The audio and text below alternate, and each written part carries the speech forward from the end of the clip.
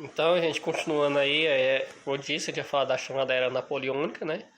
Que é o que estava faltando, falar com relação a essa Era Napoleônica. A gente vai ver um pouco dessas principais características, né? Depois a gente termina, né? Porque não dá para gravar tudo de uma vez. Né?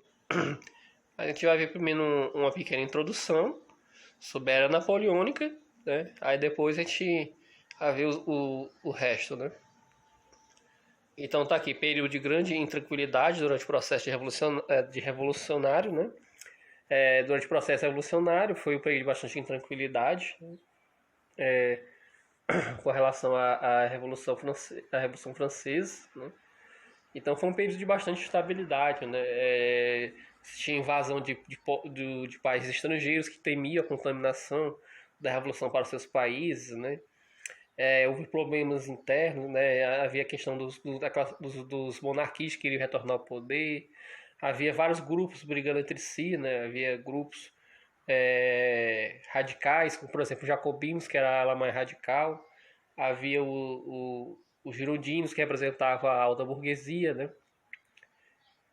Então era bastante conturbado, né? E além da interferência com relação às potências estrangeiras que queriam interferir na Revolução Francesa, né? Também a questão a fase do terror, né? Que implantou uma ditadura jacobina terrível também. Então não foi um período bastante fácil, não. Nós temos aqui o golpe, né, o golpe de Brumário, né, marca o fim do processo revolucionário e início da era napoleônica. Aí você vê assim, geralmente a gente fala que o golpe de 18 de Brumário vai marcar o fim do chamado processo revolucionário, né.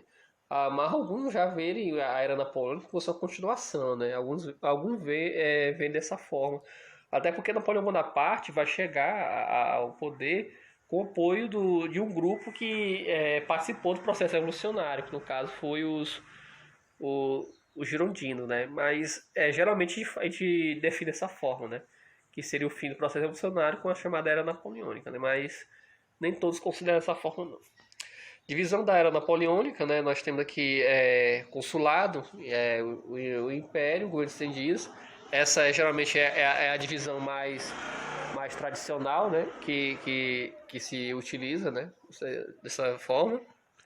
E nós temos aqui algumas características do consulado, né.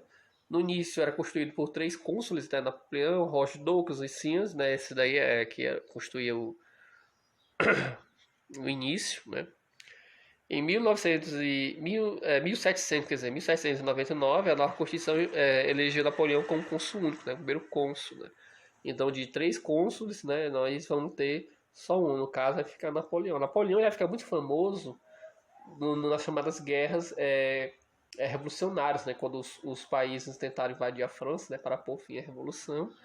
Napoleão Bonaparte ele vai se destacar muito, né, por isso que ele vai ser escolhido pela burguesia, né, como cônsul, né, e recai nas graças da burguesia por causa disso, né. Teve um fato, né, que ele chegou a, inclusive, até expulsar os ingleses na batalha, né, na França.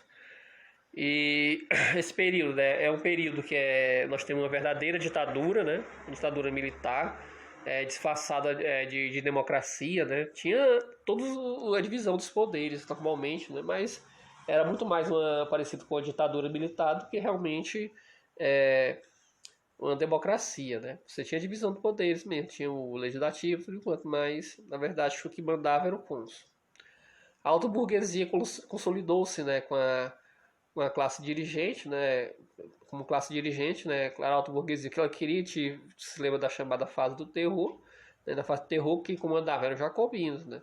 Mas foi nesse período consulado quando a burguesia realmente se consolida como a classe dirigente da França, né?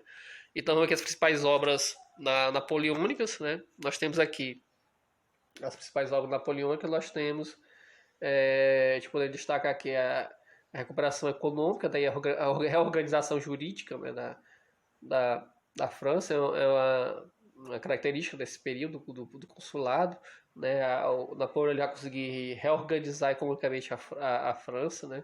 Que estava passando problemas, é claro, por causa da guerra, né? também vai fazer uma reorganização jurídica, né? Então a França vai se recuperar economicamente, né? E juridicamente vai se reorganizar. A gente se lembra da questão da fase do terror, né? Como é que era imposto as ordens, né?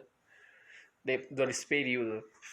Administração, né? Na administração, vamos ter aqui uma centralização administrativa, né? No caso, né? O Napoleão ele vai, então nesse caso Napoleão ele vai centralizar todo o poder administrativo, né? Nas suas mãos, e para isso ele vai nomear funcionários, né? De sua confiança para cada cargo, né? Assim para que assim pudesse controlar melhor, né?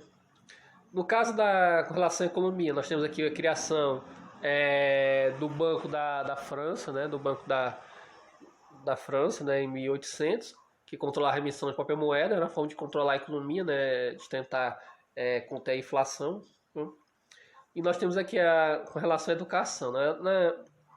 Na questão da educação, Napoleão ele vai reorganizar o ensino propriamente o quê? Para criar um cidadão que fosse o quê? Que fosse altamente obediente ao Estado, né?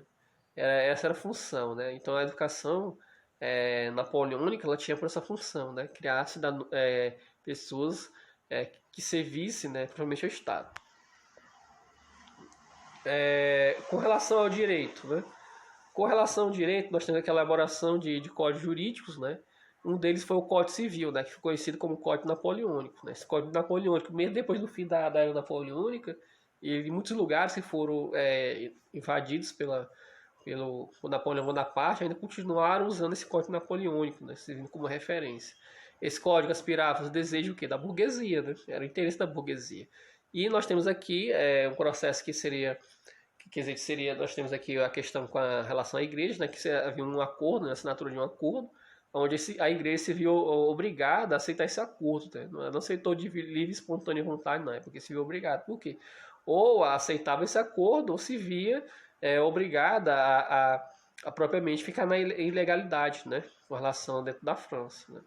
Então, o acordo de 1801, no caso, né? Que você tinha o quê? Você tinha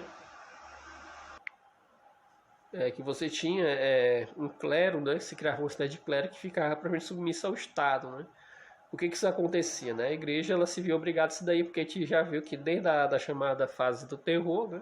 Propriamente houve essa tentativa, né? De tomar os bens da igreja, tudo enquanto. Então, o que foi que o Papa fez, né? O Papa ele reconhecia, né, o confisco das propriedades da igreja, né? Em troca, né, o clero ganhava uma para do Estado, né? Uma forma de proteger propriamente o clero para isso daí. Então, foi uma forma que se encontrou para propriamente proteger o seu clero. Né? E a questão do Napoleão. Né, o governo Napoleão foi tão sucesso com relação à burguesia, né, que Napoleão Bonaparte ganhou as graças, né, da alta burguesia. Né? Então, graças a isso, ele ganhou o título de cônsul vitalício. Né? Então, o título dele de cônsul ia durar até quando ele estivesse vivo. Tá? Caso morresse, ele tinha, caso, vamos dizer assim, ele fosse morrer, né? Que a hora vai morrer, né? Ele tinha até o direito de escolher seu sucessor, né? Até o direito de escolher sucessor ele tinha. Então, por enquanto, ficaria por aqui e depois a gente finaliza, né? Tá tendo muito barulho ali, cara, dos carros aqui, que é um vale de carro danado aqui.